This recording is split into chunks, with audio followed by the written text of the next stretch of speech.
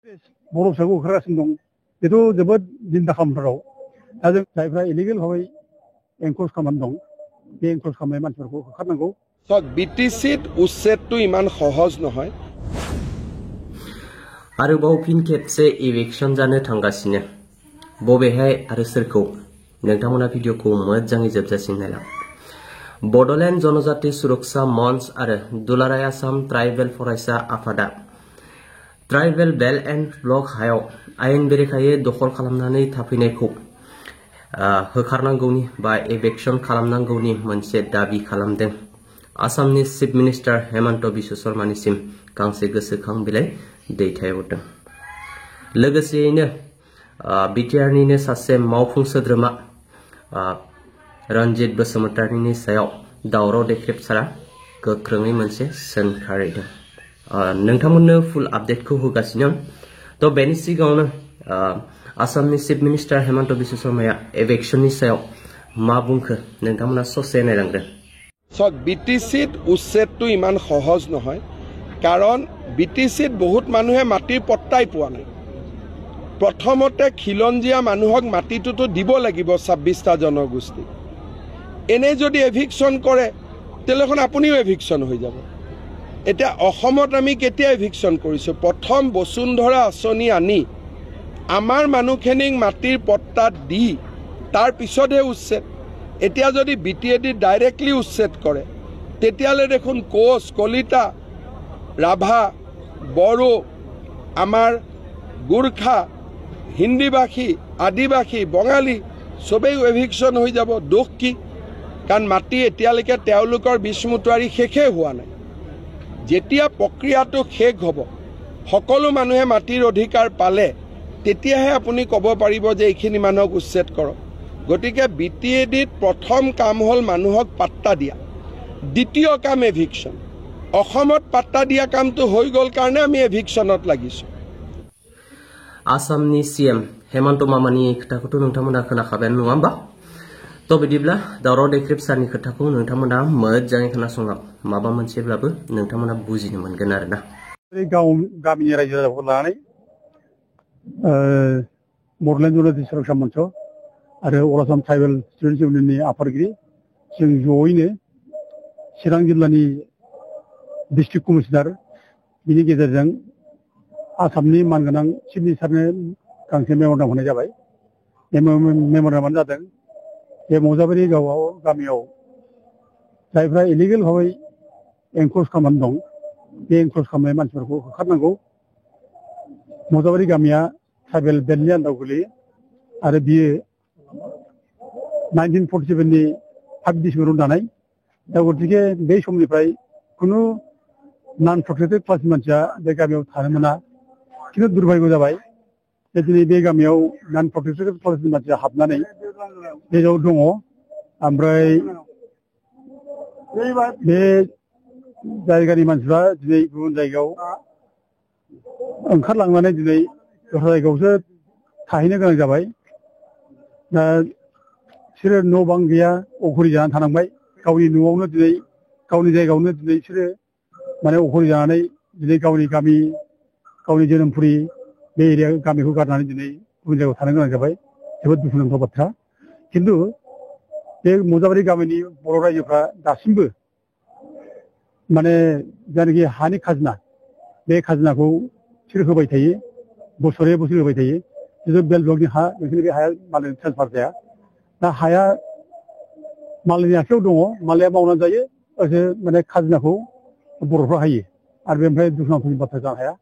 दा जों बिनि थाखायनो बे हाखौ उद्धार खालामनो थाखाय बे बेल्ट माने हायाव गुबुन हारि हाबनानै थानायखौ होखारनो थाखाय जों जावले जावले जोङो मेम'रेन्डाम होदों। चिरां जिल्ला डिसिनिबो मेम'रेन्डाम होदों।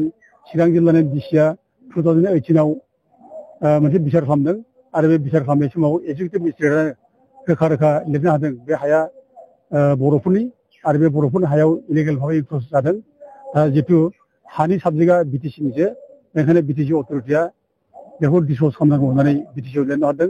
दुर्भाग्य दिनैसिम बे हाखौ माने उद्धार खालामनो थाखाय बिटिसि अथ'रिटिया जेबो मावाखै। जोङो मानगोनां फेरेंगा बसुमतारीखौ जावले जावले बुंहरदोंमोन।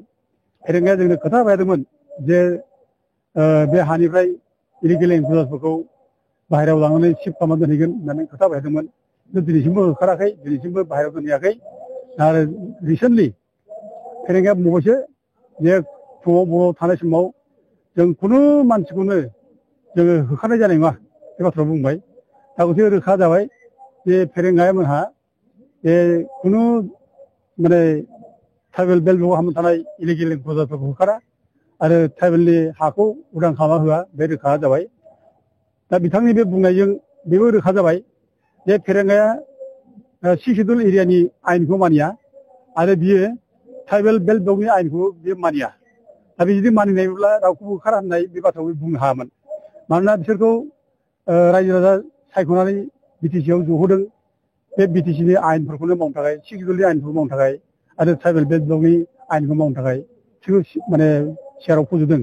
दा खिन्थु बिसोर सेयाराव जनाय उनावबो जुदि बे माने 6 शिड्युलनि आयेनखौ मानिया होनना बुंब्ला, बे ट्राइबेल बेल्ट ब्लकनि आयेनखौ मानिया होनना बुंब्ला, रावखौबो होखारा होनना बुंब्ला बेखौ अननाय जाबाय, बे आयेनखौ सिफायनाय जाबाय। बेखायनो जोङो बिथांमोनखौ जों मुगैयो आरो बिथांमोनखौ जोङो बोराबनाय जोङो फोरमायो। दा दिनै साननैसो सिगां आसामनि चिफ मिनिस्टारा बुंदों जे माने बिटिसि एरियायावबो जेसेबां एनक्रचमेन्ट जादों ट्राइबेल बेल्ट ब्लकआव बिसोरखौ होखारनाय जागोन होनना बुंदों। दा बे हिसाबै जों मोनसे आसा खालामदों।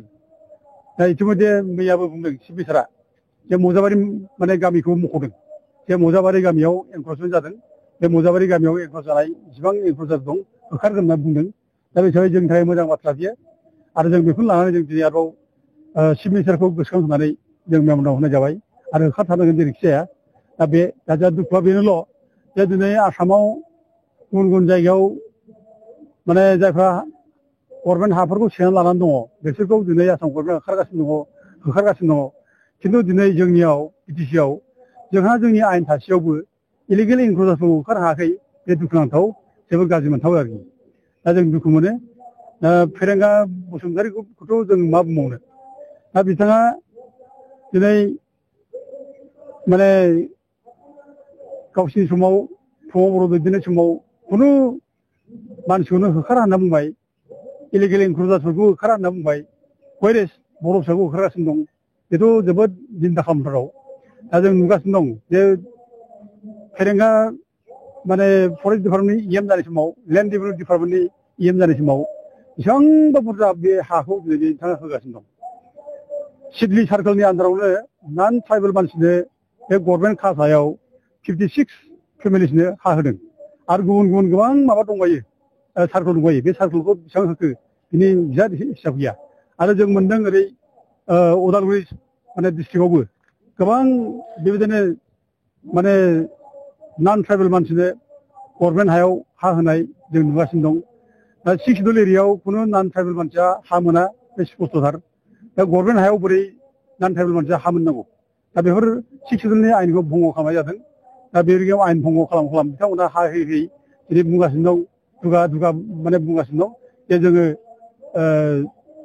हानि फाट्टा होगासिनो दं, हा होगासिनो दं गुबुनफोरनोबो ओरै होनलायनानै बिराद दुगा खालामगासिनो दं, जायफ्रा माने 6 शिड्युलनि आयेननि बेरेखा। दा बिनि बादैबो दिनै फेरेंगाया दिनै माने आयेनखौ माने रैखा खालामनानै जे आयेनखौ सनमाननानै इलिगेल एनक्ल'जारफोरखौ होखारनो नागारै दिनै जोंनि बर' फिसाफोर जायफ्रा हाग्रा ओनसोलाव थानानै दङ, जायफ्रा माने ट्राइबेल राइट्स एक्ट जायनाखि FRA 1986 बे आयेन बादि जायफ्रा थानो मोनो, दिनै बिसोरखौ गोबां जायगायाव होखारनाय खालामबाय बिथाङा।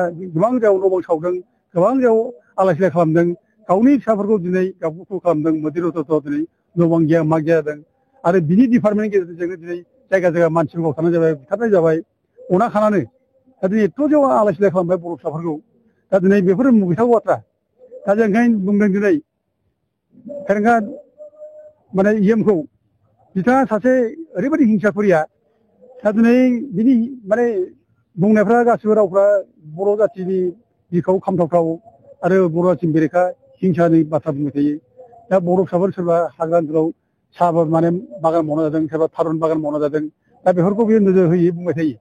उमुगनि बिहावनि हा, बेखौ जों उदखेर खालामगोन, जोङो माने साहा बागाननि मुरा मोनसे जों दोना ओरै होनो आरोखि दा खिन्थु होखारनो हाया ओरै बुंलाबाय थानाय बे ओरैबायदि हिंसा खुरिया बुंबाय थानाय बे बाथ्रा दिनै बिनि खुगानिफ्राय ओंखारबाय थायो जाबाय थायो दा ओंखायनो दिनै फेरेंगाव बुङो नोंनि बे हिंसा खालामनानै बे खामानि मावबाय थानाय आरो गावनि बर' फिसाखौ होखारबाय थानाय मोदैर' सोगाबबाय थानाय बे दिना फैगासिनो दं फेरेंगानि दिना दा दिनै जों मिथिदों फेरेंगाया दिनै गावहानो माने फैगौ बिटिसिनि इलेक्सनाव कन्टेस्ट खालामनो थाखाय समस्यानो गैया बेहा दा दिनै जों मिथिदों जे माने 13 चिरां दुवार बेयाव रायजो राजाफ्रा बेखौ होखारनो नागिरबाय बे जायगायाव बियो टिकेट होनो नागिरासै इउपिपिएलआबो टिकेट होनो नागिरासै बेखौ दिनै अबेबा माबायावसो मा होनो बावखुंग्रि समस्तियाव दिनै बेखौ माने थोनहरनो नागिरबाय दा बावखुंग्रियावबो होनो नागिरा आरो ओरै पर्बतझाराव थांनो नागिरदों दिनै पर्बतझार रायजोफ्रा सैया बेखौ आरो चिरांनि सिमावबो होनो नागिरदों निसिमावबो सैया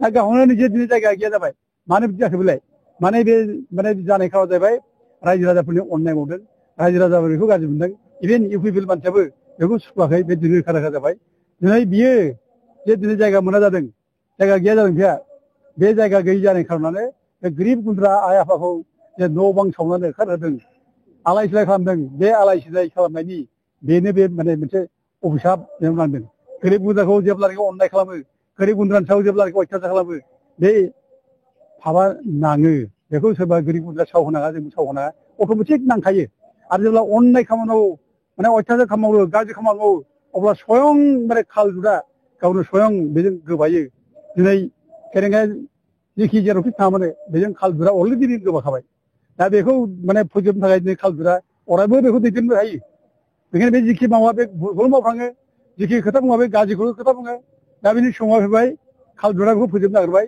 ओंखायनो रायजो राजाफ्रा दिनै बेखौ नेनानै दङ फेरेंगा जेब्ला गाबगोन फेरेंगा जेब्ला इलेक्सनाव जेबो थिखोबनाय नङा बे जेनगोन अब्ला बै दुखु गोनां रायजो राजाफ्रा दुखुथिया रायजोफ्रा मिनिगोन रंजागोन मोसागोन बे समखौ नेगासिनो दं फेरेंगा बे समखौ गोसोखां फेरेंगा नोंनि अबस्था मा जागोन दा बेखायनो दिनै जावले जावले जों आरोबाव रिकुवेस्ट खालामबावो दाबो सम दं इसिबां माने ट्राइबेल बेल्ट ब्लकआव इलिगेल भाबै हाबनानै दं बेखौ होखारनांगौ बिटिसिआ दाबो दायित्व लानांगौ दा जिथु माने जों आयेननि बाथ्राखौसो बुंनाय जादों खुनु आयेन बेरेखा जों बाथ्रा बुङाखै आरो जों बाथ्रा बुंनाया खुनु जाथिनि बेरेखा जों बाथ्रा बुङाखै खुनु जाथिनि एगेन्सै जों नङा जों बयबो जाथिया बयबो रंजा खुसि था खिन्थु जायफ्रा इलिगेल खामानि मावदों आयेन सिफायनानै जोंनि हा हुखौ सेनानै लादों बेखौ होखारनांगौ जों बेखौ दाबि खालामनानै जों दिनै खामानि मावबाय थादों गोजोन्थों रायजोफोर लोगोफोर दिनैनि गोदान मोनसे फुल आपडेट भिडिअआ बेखिनियानोसैमोन जुदि नोंथांमोना भिडिअखौ नायनानै मोजां मोनदोंबा लाइक कमेन्ट शेयार आरो लोगोसे साबस्क्राइब खालामना होनो दा बाव लोगोफोर बाय